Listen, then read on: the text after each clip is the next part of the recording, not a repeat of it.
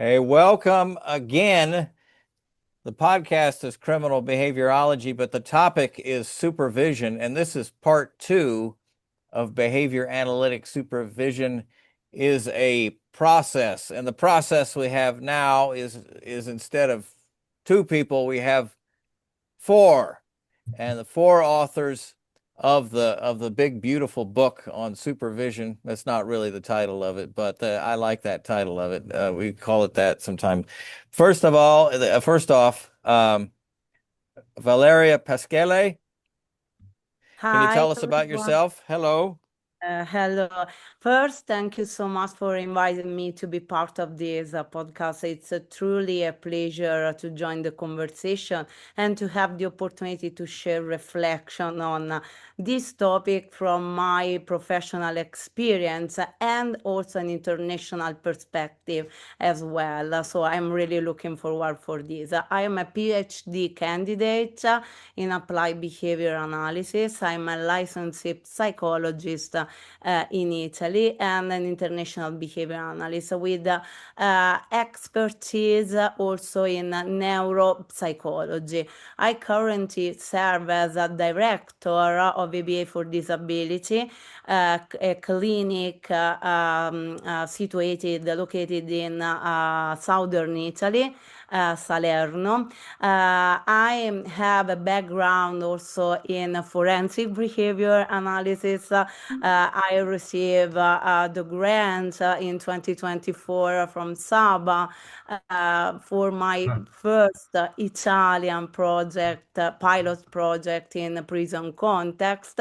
And my work also includes a strong focus on organizational behavior management, and I'm actually involved in research project in this area and also in the application, of course, of behavior analysis beyond autism, so in a different area, also considering adult stuff and psychological condition associated to neurodevelopmental disorder. Thank you so much.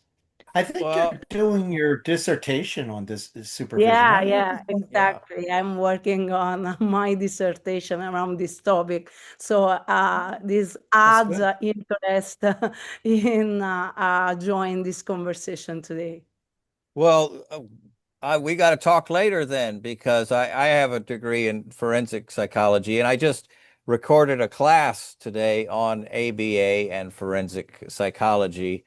Earlier on, I put a few hours in Yeah. developing something like that, but that's a different story. But I have a degree, a 5 years degree in law and neuroscience. I publish in this area a manual as well. So it's a very interesting topic to me. But yeah, it is we an interesting topic, most interesting topic to me. So, okay. Also, Lynn Satini Connor, uh, please tell us about yourself. Hi, yes, thank you for having me on. I look forward Mhm. to this. Yes, my name is Lynn Santilli Connor. I am a BCBA and I'm also a licensed clinical social worker. I have a master's in social work. I'm currently a PhD candidate in psychology as well. And I am an executive director of a behavioral health agency in Philadelphia. Actually, Joe is the owner of that agency. So I do the daily runnings of the agency. I provide supervision, I do administrative and clinical supervision. And obviously this topic is what I do. It's what I do every day. So I'm excited to be here today. The book was long in coming. And we're excited to get that going, get it published. Mike and I just presented over at FABA on supervision, and we plan on doing some more presentations going forward. And Lynn is very modest when she says that she runs the agency. It would not exist without Lynn's work. Runs it I'm well always the then. first to say that. That's recorded, right? Yes. Yeah. Yes. Hey. When You she could comes use up for that her next later. read, she's going You to could use pull that that later, back. Lynn. Yes. Okay. You probably, if you're, unless you're under a rock, you've heard of Michael Weinberg. Michael, Hi there. Hello, hi. everyone. Thanks again for having us on again.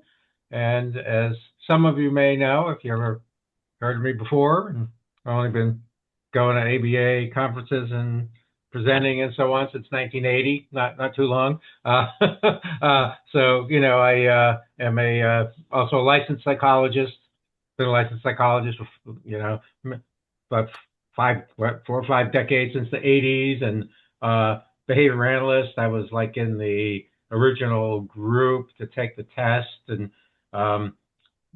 in 2000 for the BACB, well, they called back then the charter certificates, so like my opening numbers are zero, 0000, because there weren't any numbers yet. So that's how long ago I've been in this, and doing it. I had been in practice for many years, and had my own, practice, and also now run a graduate program and course sequence at a college. We just actually got our master's in ABA approved for academically. We're still awaiting our ABA approval, working on that. So that's taking up my time. But I was asked by Joe to participate in this project, which has been a really good one. And actually, I still do provide supervision to students pursuing their BCBA certification. So I still have active supervision activities going on. So it's kind of good. It keeps me sharp and focused on that matter, and to use these methodologies. And I guess that's pretty much what I can say about this now. And also, one and only Joe Cautilli, who started this entire process of talking about this process on this show. Joe? Thank you, Tim. It's hard to like distill 40 years in the field into like a 2-minute clip.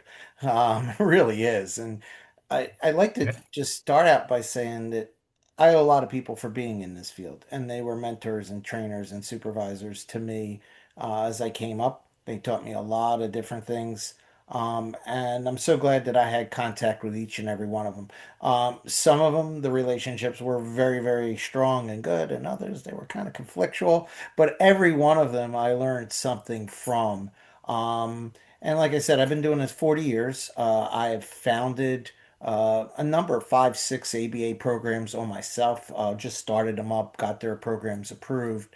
Um, I was an academic for many years. Mike and I plowed through on the journals in the late 90s, early 2000s. We had created, Mm-hmm. there's an old saying, anything worth doing is worth doing to excess. And we actually proved that. We excessively created 7 journals in behavior analysis when it Mm-hmm. was still a small profession, and lots of academics used their publications with us to turn around and become tenured faculty, and we were always proud of that. And so, take it for what it's worth. I have a real tie and a strong background for the history and philosophy of behavior analysis, and I'm looking forward to that returning to behavior analysis, people with that kind of interest, especially as the field is so greatly expanded since I remember, Mike remembers, we would go to a conference with 1,600 people, and now the conferences are readily 10,000 people, and there's like 75,000 people claiming to be behavior analysts. Um, and it's just amazing how And much more this every field's day. grown. Yeah. Yeah, how Yeah. much this field's grown, and in my lifetime, and where it's going to, it's been shocking.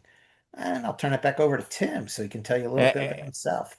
I'm Tim Templin. I have this podcast, Criminal Behaviorology. I'm a PhD in applied behavior analysis recently, and I have taught behavior analysis, and I've worked in criminal justice system. I've worked in state psychiatric hospital, and now I promote it as much as I can, ABA, forensic supervision, all that kind of stuff. Joe, what's the final title of your book? Uh, oh, good. You caught me off guard with that. It's like something like the comprehensive book of behavior analytic supervision. I think that's it. Yeah. Yes. Comprehensive. Yeah. Get A that final comprehensive title. book. Yeah, and well, we're waiting for Bloomberg. We're up and back with them, so we're waiting for it because we might change it again. You Yeah, never we're gonna stay tuned to find out what yeah, that's a good title, I think. And while my daughter's rejecting the name, I still say that my AI for this book is should be Joe, your behavior analytic supervisory assistant, because everybody should have a little Joe on their back. Oh boy. Oh Okay. boy. Let's move on. Yeah, all right. Don't get them Uh, going.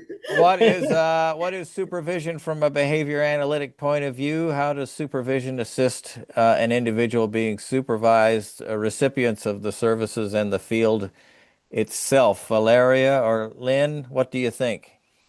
Um, Okay, from my perspective and thinking about an international behavior analytic framework, while I'm operating and work concretely in Italian regulatory system, this makes the role of supervision even more central and in many ways needed.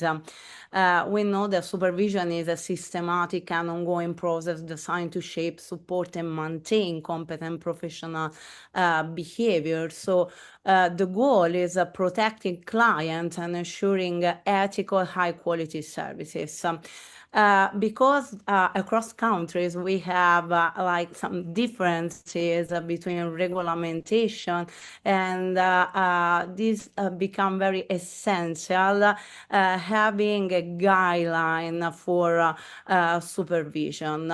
For instance, if we consider Italy, there's no formal certification system for a behavior analyst. So professional practice here is carried out exclusively under one's legally recognized academic and professional title, which has direct legal values. In other words, I work as a licensed psychologist, I can work as behavior analyst, but there's not a regulation, there's no approved certification that guide professional also in supervision.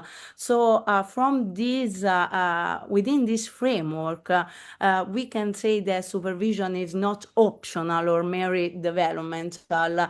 It becomes a structural necessity. So the models that are shared into the book and guides and mechanisms that allow behavioral practitioners to remain like coherent to evidence-based, ethically respect the client, and it becomes an active teaching relationship in which supervisor like arrange learning condition modeling, guiding practice, feedback, and reinforcement to build robust clinical and ethical repertories. So that is individual, I know, in my countries, but we can refer to models of supervision that can be adapted. So in this case, supervision plays a key role in ensuring that interventions are function-based, data-driven, and implemented with fidelity. We can reduce role confusion and ethical drift, and we can integrate behavioral science with professional ethics and legal accountability. And this is very relevant because in this way we can protect the clients first based on empirical evidence. And this is what this comprehensive book wants to highlight, working on empirical evidence consistently that shows that effective supervision is associated with also higher treatment integrity, stronger working alliance, and also, of course, multidisciplinary collaboration with other professionals as well. But we can really cover the gap between international scientific standards or national regulatory realities, so that in this way we also look at the client's outcome we protect the clients ethically, and we align on international standard. Even we focus also on the differences that are between countries legally and, of course, in the regulation. Just to pick up a little bit on some of the stuff that Val had put out there, I think that one of the things that we see is from her statement, it's not just reviewing the process that its supervisors do. They review the work, of course, of the supervisee, and they do build new skills. But I think that there's a second phase of this, and we talk about this more when they hit that fourth developmental stage of advanced verbal behavior in the field, that you start to see that there's this maintenance supervision that comes on, which is much more, if you think about it, case problem solving, case consultation, building rules that the supervisee can take out back into the field with themselves. And, Sam Knapp, who's a psychologist, wrote a book for APA Trust where he said that on cases that were very complex, supervision should occur, regularly with them. And this is something that the BCBA has not adopted yet. They've adopted an acquisition model of supervision, but the maintenance model is, I think, by far, in many ways, more important. Erdy back in 19, Erdy Flowers and a few others, they had done sort of a peer supervision model of behavioral consultation. And really, they laid out that group problem solving, especially on difficult cases where you have one foot on your ecological responsibilities, and that is at least your contractual obligations to society, your ethics, your legal requirements, some of those sort of factors, and their work was consultation in the school system, behavioral consultation in the school system. You have a responsibility to a lot of stakeholders, not just the child, but also the teacher you're consulting with. You have that role that you have a responsibility to the school climate and safety itself. And all those have to come into play as you engage in the treatment process. That's what I really do like about Val's kind of expansive view of what supervision is. It really helps us focus on this idea that it's not just about acquisition of skills in the moment, but it's as Sam Knapp put out, an ongoing process that mature professionals need to engage in with each other to make sure that we're preventing burnout, we're all engaging ethically with one another, and that we're all not just ethics, but all our ecological responsibilities are being met. Right? I think Joe just summed up this whole thing, right? I mean, he covered all those points pretty well. I agree. I think that supervision, I find that in this field, and you guys mentioned it earlier, how it's blowing up, right? There's a lot of BCBAs out there. There's a lot of people out there doing this work, and I think we're quick to promote someone who's a good clinician to a supervisor because of necessity. And I think that doesn't mean that they're a good supervisor or they know what to do. And I think that talking about this and bringing it up more and having courses in it in master's programs is necessary to make sure that those clinicians out there doing the work are getting the proper supervision. And it's just not, someone's just not promoted because they were a good clinician and they don't really know what to do when they're a supervisor. And I think that's also kind of, plug for the buck, where we come in and kind of can outline that a little bit easier for people to follow and understand how to do supervision. And that it's not just, checking that treatment plan and making sure that their objectives are measurable. It's not just, checking all the boxes. It's a lot more to it than that. And we need to make sure that we're developing these clinicians out there doing the work. It's hard work, right? Like Joe was saying, they're consulting to teachers, to parents. They're overseeing, complex needs. And I think as supervisors, it's our responsibility to ensure, like Valeria was saying, it's our responsibility to the broader picture to make sure that ethically we're helping them and they're doing ethically what's appropriate. I'll kind of piggyback on all of that and add a few points. As Joe and I, at least, and others too here, I don't know, but speaking for us, we've seen this process of supervision of behavior analysts grow and develop over the years. Early on, the requirements for very slim or minimal, shall we say. You could call up the person. I remember this. You could actually speak to the person on the phone back in 2000, just talk to them for 5 minutes, once or twice a month, say, how's it going? How you doing? Oh, that sounds great. Hang up, sign off on it, and they could become supervisors. And they could, finish their supervision, get their certification, become supervisors. And there were really no standards or requirements for it. And it gradually evolved into something where there's now the supervision. They have like this training module that the VACB developed. That's a starting point, I think. But something like what Joe has initiated here with Lynn and they're doing, and what I think is growing into something very important, and I think a significant contribution to the field of behavior analysis, because I don't think there's anything out there like this that looks at these larger issues. Ethics, really important. Competency-based, as we mentioned, developing the competencies of the supervisors. There's really nothing out there that's talking about doing that. And even the BACB standards, nothing to be critical, but I just don't think they're quite there with it yet, or very gradual or slow to get there. And we're talking about the burnout. So one of the issues, the elephant in the room here, is that current data are showing about 30 to 40% of behavior analysts are leaving the field after a few years. And what we have to offer here will help, hopefully, to address that problem, because nobody is looking at that and trying to resolve it.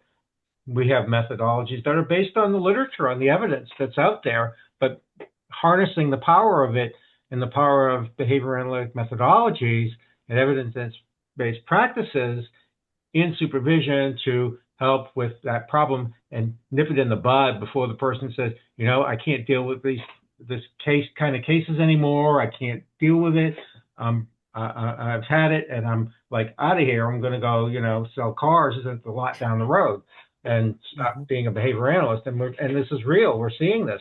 And so I think what we have here is addressing it. And I don't see anybody else doing it. And ethics. I teach, one of the things I teach in my program is the ethics course.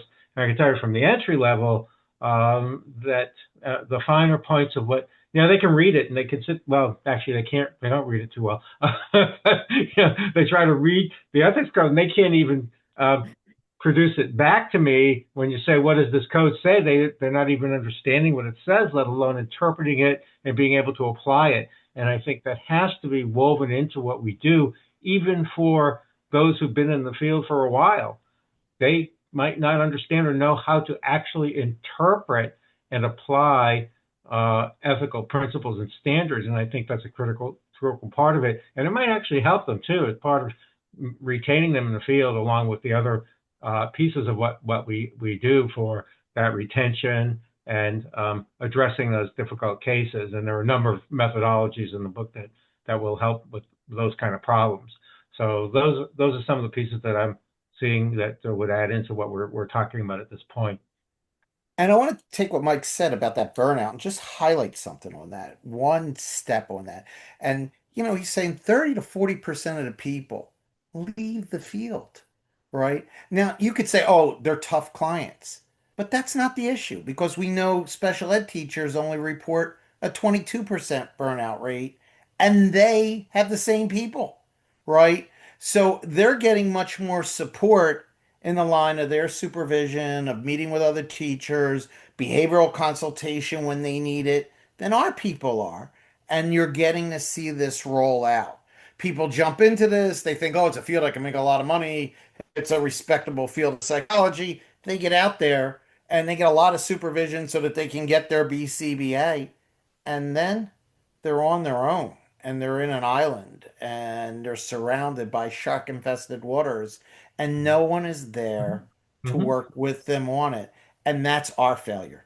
That was our failure as a field to write this in from the beginning, right? And other professions have done it. Psychologists, for example, I told you about Sam Knapp's book for APA Trust, Oh, mhm. going out there right away and saying right in the beginning, this ongoing supervision consultation process between professionals is critically important to make sure you don't get sued.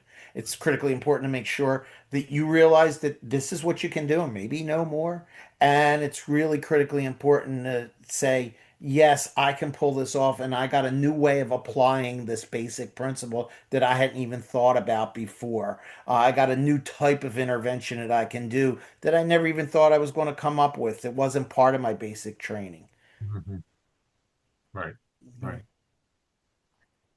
Yeah, for sure. What I had posted a question, what is competency-based model of supervision?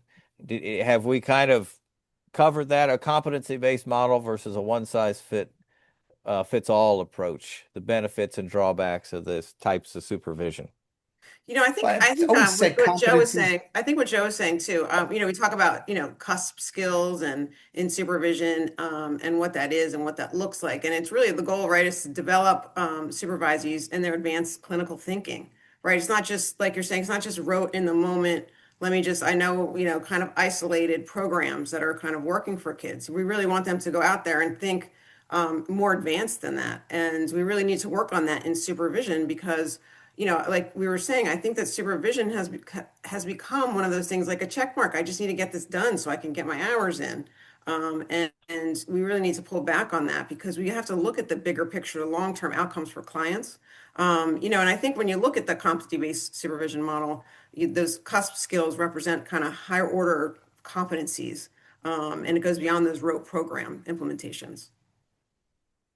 Yeah.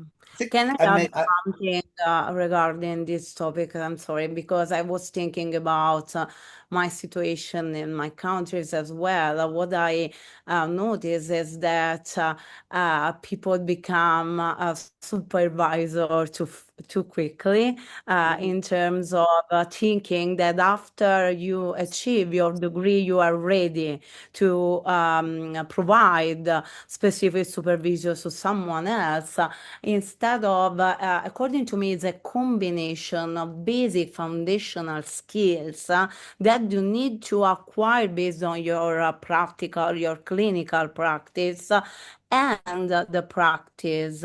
So, to be ready to provide supervision on someone else, you should have been received hours of supervision from those who have enough experience, clinical, practical, foundational basic in that area. And sometimes the mistake maybe could be think that as soon as we acquire some skill, we don't need to improve that skill. So we stay there without pushing ourselves, as you say, Lynn, pushing the thinking while you are moving with the supervision is very important skills, according to me as well. Joe? Yeah, it's better to be competent than incompetent. So I have to like competency-based models on that. But There you go. I draw on my friends that are precision teachers, and they'll tell you that, it's one thing to have a skill that you are basically, you have mastery criteria, but what we really need are fluent people. And fluent Mhm. people recombine skills. They use skills flexibly. They use as as Strassel and Hayes point out, they meet the skill to the functional need of the moment. And you see this with the FAT people, the functional analytic psychotherapy people who are doing work. The idea is they can supplement a skill that may have been a psychodynamic skill because the moment it called for it. In other words, the idea is I pick that tool up and I use it in the moment. So not everything's a hammer, and I'm not pounding away with everything as a hammer. I say, hey, sometimes I need this screwdriver, even though I didn't develop it, because functionally it fits. And there have been behavior analysts that have done this over the years. For example, I always pull back to Woody for some example for these kinds of things because he was kind of masterful at pulling in these psycho techniques into the behavioral model. So there was a model called stimulated recall, and stimulated recall was done by psychoanalysts all the time. And basically, it was a model where I watched a tape and of you performing with your client, and then I sit there and I go through what were you thinking when you did this? What were some of your kind of views as you did it? So Woody took it and developed it into a program instruction text and made it much more behaviorally based. So he stole stimulated recall from the psychoanalyst. I keep going around looking. I've spent about 10 years now looking for his program instruction text for it. So in our book, we take a model of stimulated recall that's much more aligns with Palmer's model of an operant model of remembering, and we use it also as self as modeling at different points, you representing and modeling yourself. But we go through there what they used to call the process is what they call interrogation, and they don't mean anything evil about it. It really is just a frequently asking you questions. And since I couldn't find his original text, his original workbooks on program instruction, we have a thing that I call did you ever see E.T.?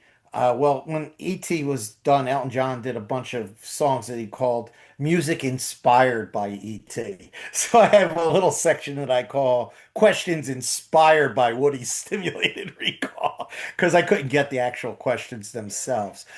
But behavior analysts, stimulated recall didn't even take off and grow well with behavior analysts. We stopped doing research on that in the mid 70s.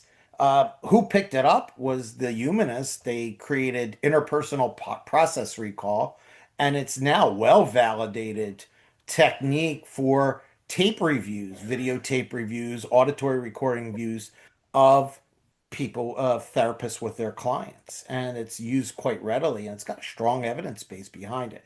So, you know, we talk about these things. We talk about stimulated recall and what he behavioralized it and start talking about, functional value for people and what were the stimuli that kind of produced that for you. But again, that was something that existed for a little bit of time and then faded. He grabbed a technique and supplemented it into the behavioral program. And that has been what the functional analytic psychotherapy people have been very good at. And saying that if we're a functionally based intervention, it may not always be a reward system. Does Yeah. that make sense? Yeah, I think so. Also, Neil Diamond had a song about E.T. Remember That's that? right. It was Turn, Neil turn, Oh, turn on your Done the heart heart light. like yeah, it I just wasn't Elton remember that. John, it was actually Neil It Diamond. was Neil right, You were Neil Diamond. 100% right. I'm That's Yeah. getting right. old. Well, have we covered But in part when skills learned in supervision fail to transfer to other well, settings? What do you I tell think, you, Mike? yeah. And I think also adding on to what Joe was trying to get at there, in the bigger picture of it, is that in part it's and Joe hit on it, fluency. Becoming fluent with a particular methodology, but also the breadth of training and different methodologies that apply to the situation, and not the sledgehammer, but the different tools that you need for the different situations. But also there's practice issues. You have to be able to practice, as we know, to promote generalization with multiple clients and multiple settings. And you need careful supervision. And as Valeria points out, you've got to make sure it's done ethically when you're doing so, because if you have somebody who's not competent with it yet, and they're working with a client that they're not competent with that particular skill, how do we get that out of the box? How do we go from the chicken to the egg? And at some point along the way, if you have careful oversight and supervision by somebody, even someone who's been in the field, and have a supervisor in there who is competent with it, then works with that person to train them in that and to help them develop those skills, develop the fluency, develop the nuances. I see students who are in top programs who I supervise, and they're programs that would have very high pass rates. And when I mention a few of the other more, let's say, advanced methodologies, they have no idea what I'm talking about. They've never heard of it. And so I don't know if it's a failure of the program, the failure of the BACB not to have it on the latest task list or test content outline where they are now, or where the gap is. But there's a gap because these students aren't learning these methodologies that we need to teach them. And the only place they're going to get it, it's not obviously in their academic program, it's in supervision. And if we as supervisors are not aware of it, know the methodologies, and are not sophisticated ourselves as supervisors, we're failing our supervisees and our clients. So it's up to us to make sure that we know the methodology. I mean, some of us have been around a long time and have done this a lot, and but if you don't, learn it, be knowledgeable. Joe went out and got all his training and credentials in all these different areas so he can become competent in them. And then he now can be a competent supervisor to train his supervisees, even if they've been in the field a while. And I think that's part of this answer here is different pieces of that answer that need to happen. So go out there and learn what you can, but these students aren't getting everything they need in these programs. Do you think that there's supervisors out there that believe themselves to be competent that are not? And is it a prevalent enough problem that we can be addressed in this way? Anyone? It's a loaded question. Yeah. So people often feel confident. So confidence is built with, if you think of the old social learning model, you can build competence by practice, and you can practice wrong or you can practice right, but eventually you get confident in the technique that you're using, right? And it could be the wrong technique, it could be the not right technique. There's an old saying, I forget who said it. I've been doing it wrong for so long, I don't even know what doing it right looks like anymore.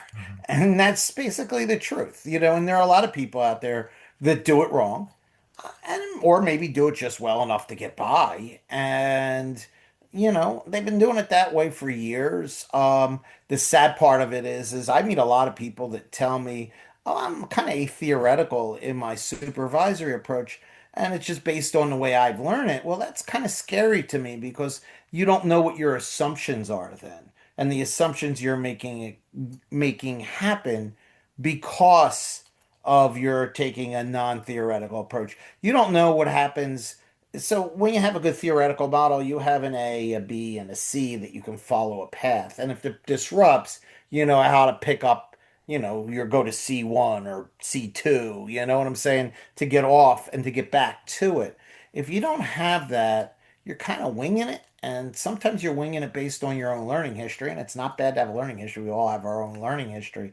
But that learning history could lead to clashes, can make things worse. Um, it's, and people have often compared no supervision model to a supervision model. And even in the psychoanalytic sense, you'll see that psychoanalytically oriented supervisors are better than supervisors that don't know anything, that just kind of wing it going in. How would a supervisor and Lynn or Valeria, you can tell us, how would a supervisor know that they have become competent or are becoming more competent?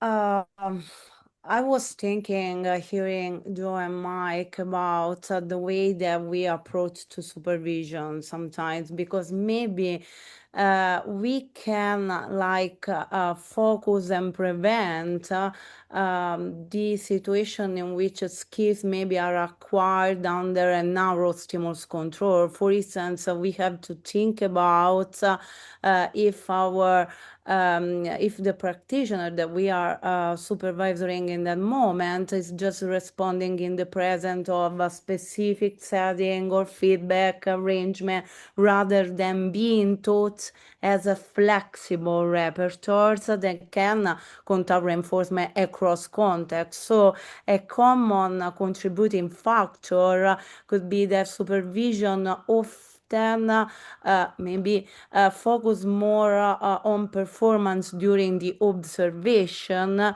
and we need to look to which the supervisor must perform independently as well. Also, if skills are learned, we have to look if the skills are learned only when prompts are present, models are present, or maybe immediate feedback are present. They may extinguish once those supports are removed. Similarly, if supervision rely heavily on rule-governed behavior, do it this way because the supervisor say this, without sufficient contact with natural contingency, behavior change may not persist over time. And also a focus should be also be present on the kind of skill they need for that specific area, for that specific population. So this may contribute in reflection. Yeah, and I think it's a good point. How do you know if a supervisor isn't a good supervisor? How do we gauge that? How do we? I think that's the problem right now, right? How do you address it? How do you even identify it? How do you identify that the problem isn't actually the supervisee, but it's the supervisor? Mm-hmm. You could on a bigger scale, you could look at, those people that are under that supervisor, and kind of how their outcomes are and all of those kinds of things and the support they're getting. You can look at the burnout. Mm-hmm. As we were saying, there's, a lot of burnout. I go on these Facebook groups for, behavior analysis, and people are talking about burnout all the time. And do we then need to look more at the supervisor of those supervisees of those clinicians to kind of see what are they doing to support that person to prevent this burnout? And how do we identify that? And then how do we help those supervisors kind of get what they need? And again, I think it starts at the groundwork of, Mike's doing an ABA master's program, and I think that's where it starts, and I think that's where we have to really address these concerns and not wait for something to happen. Mm-hmm. Is it there the old adage of you don't know something until you've written about it or taught it, and written about it so other people can read and give you feedback, or taught it in a way that you can teach it to someone and then see them actually do it? That those are methods of your self competency assessment. Yes and no. I mean, look, you can turn around and create, and Bergen and Cratchwell did it. John Bergen did it. He created a competency checklist for behavioral consultation interviews, right? He Mm-hmm. did the problem identification, problem analysis, plan implementation, plan evaluation interviews, and we all learned them. And you could set that up where, for example, if you're doing a group, you have one person play the supervisor and do the coding and give feedback at the end of it. One person be the supervisee and one person be the, Mm-hmm. you know, be the consultant supervisee and the other being the teacher that they're consulting to. And you could get these skills and they do generalize back into the world, right? But there's a pain to working in the real world. There Mm-hmm. is punishment contingencies. For example, Jerry Patterson's group work parent training for conduct disorder kids. And when you do parent training, there's a high burnout rate of parent trainers.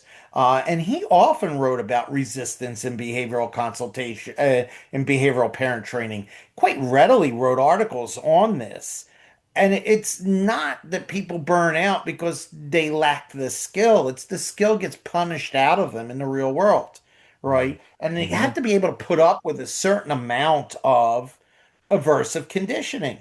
You have to put Mm-hmm. up with a certain amount of aversives that you say, I will not let it suppress that skill. And you have to have then the support that allows you to continue to do the skill anyway.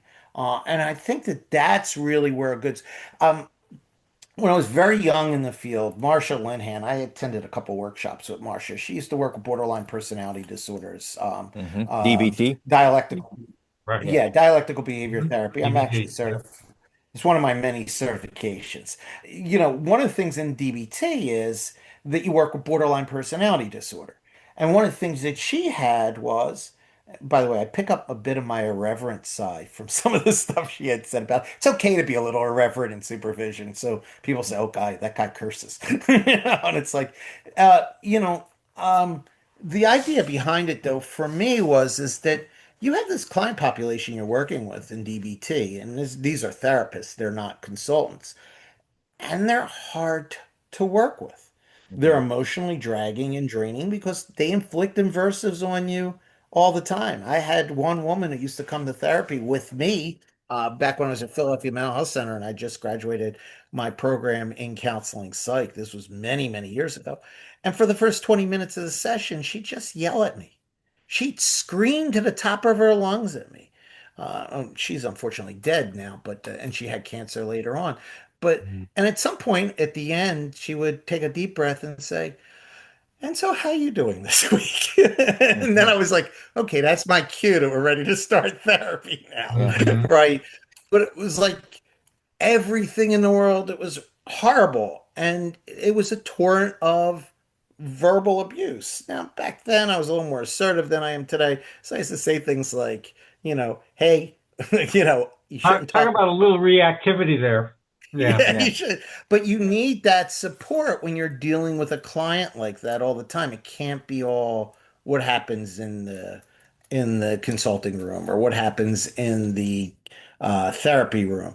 It has to be at some point that you have a supervisor you can turn to and say, "All right, let's talk about those behavioral skills you have and how do you use them here." Well, I think Right. that also though comes to the first, like, one of our first stages is building that relationship. And I know you guys talked about that a lot in your last podcast. Spent a Is lot of building, time on yeah, is building that. that relationship so they feel comfortable coming to you with those things because things are going to happen when they're out there. And I mean, just saying, yeah, you do need a thick skin. I mean, you need a thick skin when you do this work. I mean, if you expect something bad's going to happen and it happens, it kind of rolls off your back. If you expect everything in roses and something bad happens, it's going to be terrible, right? So, but I think that again, I think it just goes back to that relationship and how important that is because we need to be able to support people and we need to know they need the help because you don't know unless unless they bring it to you or you Mhm. know observe it. So I Yeah. think that's a really important part of it is to have them feel comfortable bringing these things to you so that you can talk about it. That kid just spit on me, and they want you to be, oh man, that's terrible, but it could have been worse, so. Could have been more spit. But Yeah. I've had staff Yeah. where He I've could had have been. staff over the years that have been bit. I've had staff Yeah. that have had feces flung at them. I've Yeah. had Kind of. staff that have been spit at. And I had staff members that were in a home where the teen chased the mother with a knife. Hmm. And then what do you do in those situations? I think you need to realize that there are real people out there that are unpredictable in some ways. And you can get their triggers down and know how to lessen them being unpredictable. But there are people out there, given their histories, that can be quite deadly. When I used to work in the prison, um, one of the things we used to talk about is never let them block your way to the door. And there's a reason for that. Yeah. Yeah. Yeah. First thing you know when you're working with prisoners is, yeah, you door them over there. Oh yeah, that's like therapy 101. Make sure you can easily access Absolutely. the exit. I use that approach all the time, and I don't work in that setting, but that's the kind of Yeah. motto, that I learned from Mac Parsons many years ago, um, Mhm. who wrote the book on environmental design. So, um, you know, Yeah, Ha- and where your place is in the room as a therapist, and I'm always wary of where I am and the door is and the client is. Yeah. right. Yeah, he really made a big point of teaching us that one back many years ago. Um, that was back in the 70s. That was a program that was started in D.C. by Murray Sidman, actually, um, that I went to, and that's where I learned those kinds of things. But then we work with juvenile offender population in that program. So it was it was actually a pretty well known study. Um, the training school for boys. Uh-huh. Cohen Hmm. tract. Joe, you might know it, and Yeah, Tim Conan might know of Fish. it. Yeah, Well, I was the person that was the keeper of the data for that program, and they at one point the kids, the supervision was so bad in that program that they were all juvenile offenders. They all broke out of the place and took off, and the place had to shut down. And they were just they fought the staff. They got away, and so it was a kind of a dangerous situation, and the place got shut down. And there was a whole book. There was a book on it, and Yeah, the new learning environments. It's actually and then Skinner does I the had all the introduction. data. I had all the secure data locked in my office from all that work that was going on, and was involved with it at the time. That was back in the 70s. So, so my early days were in juvenile justice. So, yeah, and that was a classic failure. For sure. I hope they got them rounded up, but I don't remember. We kept track of where they were as best we could, but they were all in the juvenile system. But yeah, it wasn't a pretty Prison sight. break is prison break, yeah, It was a massive one, and because yeah. the safety mechanisms, the supervision, the staffing, everything down the line was broken and not done right. And so it was a lesson in, like, well, what do you need to do to make this work and make it work right for those juvenile offenders? So yeah. Yeah. Well, In the modern era, how does remote supervision become relevant? I want to ask that. In the modern era, how does remote supervision becomes relevant? But go ahead, Valeria. No, I was just referring to what we were talking about the juvenile justice and how is important to consider the complexity of the context where we are working to provide the right supervision. And because I work I worked and right now I'm starting a new project in Italy in the application of behavior analysis in this context. I know that the skills that we need to transfer to those who sometimes hear considering that my was the very first approved project. So before my publication, behavior analysis wasn't used in prison context. We receive the formal approval from the Department of the Administration to use behavior analysis in prison. And like being the supervisor of that the project gave me the idea about the contextual constraints we have, like institutional rules, limited resource, cultural variability between the prisoners, so a lot of that pushing us to think about how ecological validity is important in supervision as well. Yeah. When a training environment lacks ecological validity, that would be Mike. That's when they break out of the place. Then That's that's right. pretty much covers it there, doesn't it? It lacks That all kind of validity. says it all. That says it all right there. That's it. Back in those young days, though, you're jumping into environments that have been bad for many years before behavior analysts got there, and you figure out, okay, what can I do here? I think I told the story about my students that used to be teachers. In the first podcast, I think I might have mentioned it, that when I used to teach special ed teachers, I used to tell them, look, your first year is going to be difficult. And a lot of what you do is going to fail, not because the techniques fail, not because you're not committed to what you're doing. Your timing's going to be off. And some of these things are timing things, they're timing Hmm. based. So the kid drops the pencil on the floor. You have to make a decision. Do I react to that and implement maybe some kind of response cost on the kid, or is it over? Because if you react wrong, even if you act right, you might have the chance that it spreads. And that has to be kind of processed. By your third year, though, for teachers, I tell them that's like a no-brainer. You just react naturally. And okay, that's going to spread, or no, that's not going to spread. And you get an idea of how to do your intervention, whether it's going to be a behavioral intervention kind of class-wide or individual. You get an idea of it real quick and you know what you're going to do. And I think some of that is our timing improves. If you have to think your way through a layup, you're not going to do a layup well if you play basketball. You have to have that become automatic. not something you're talking yourself through. I'm going to take a step. I'm going to take a second step. Now I'm Mhm. going to jump. Now I'm going to raise the ball. Right. When you're doing that, that's where it fails. And I want to tie it into what you were saying real quickly about distance supervision, because everybody knows I have a problem with distance stuff in general. So I'm going to say something that I don't normally say. You guys know I talk a lot about simulation, and they've started using simulation models in supervision, and they're good for acquisition kind of supervisions. That is a great way to go. We've known that since Delaney. That was what Delaney was doing, was simulation stuff. You can do all that stuff online, and you can do all that stuff with computer systems, and that'll work well. Where I get my concern has always been, if you're not in the same room with the person, that you're losing an element to it. It creates an unreality to the situation, and that makes the supervisory method less likely to occur. Although recently, and I'm trying to remember who did this study, we've been seeing that. So a big part of what we talk about in our book is developing case formulations and case conceptualizations.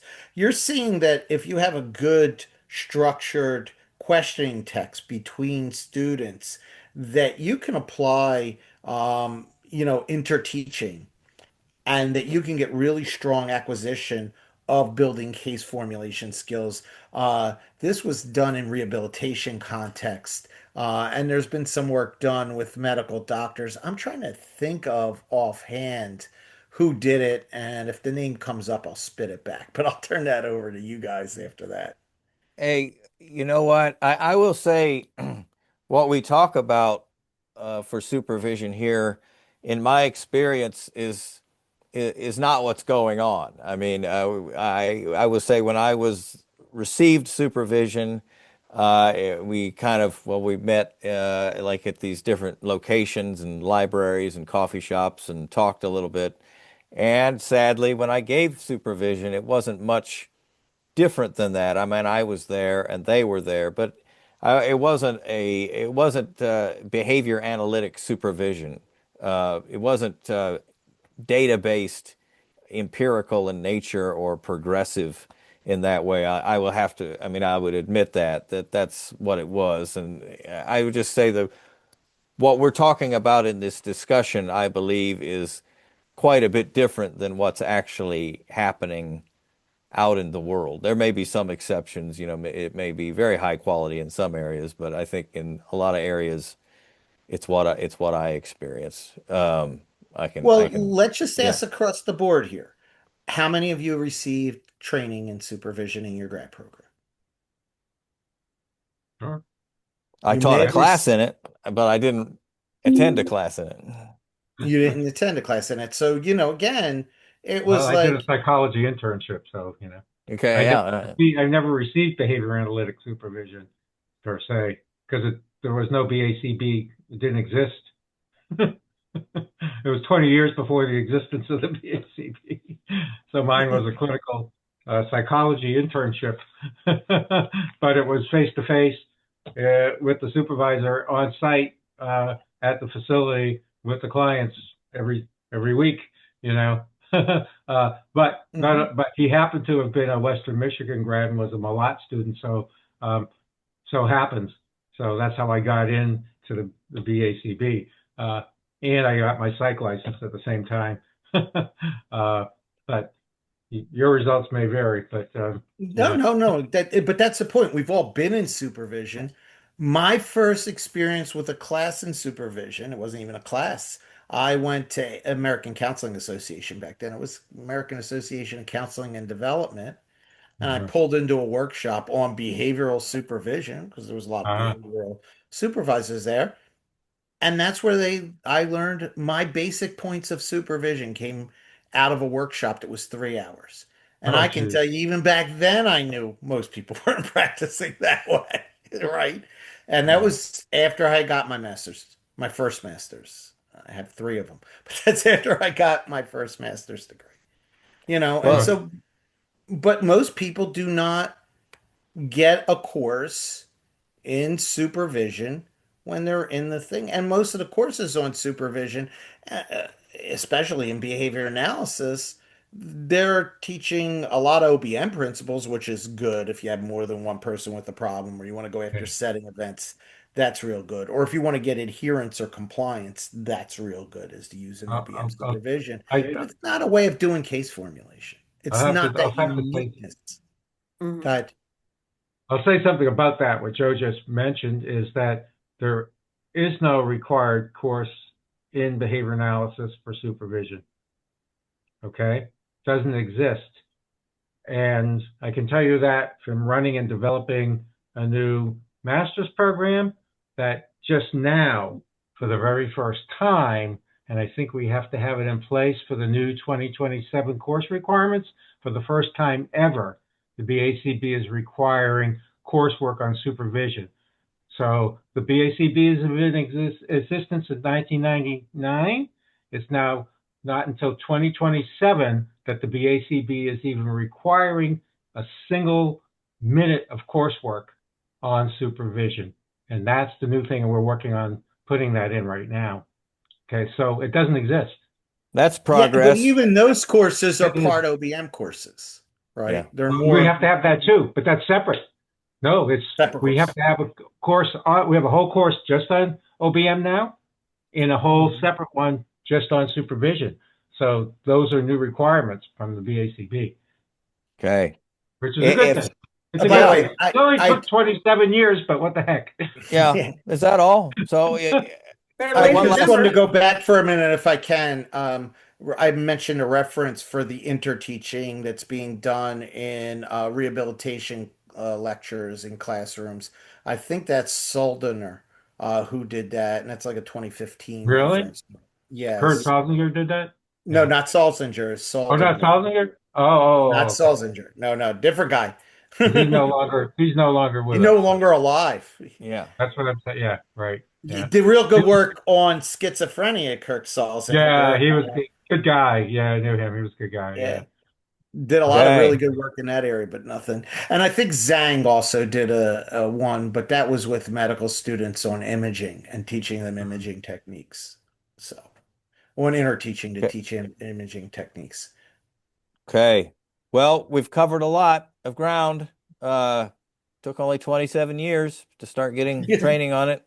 Like I said, better late than never. Come on. Yeah, that's right. Right. No, That's why what we told our publisher is that this book is so timely Yeah. because it could be the book to use for that new course.